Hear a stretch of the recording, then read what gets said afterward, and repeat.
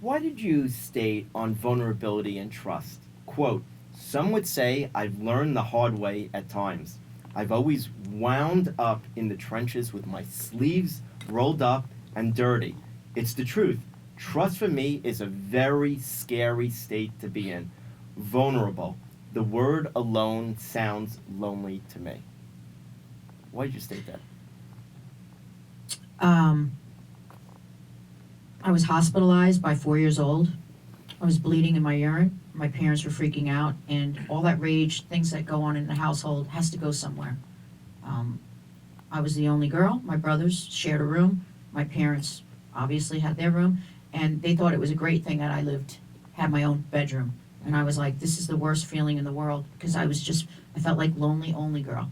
And we laugh about it with my boyfriend because we've talked to many people about it in our lives. We call him lonely, only boy. But you can sense I understand when somebody emotionally feels isolated.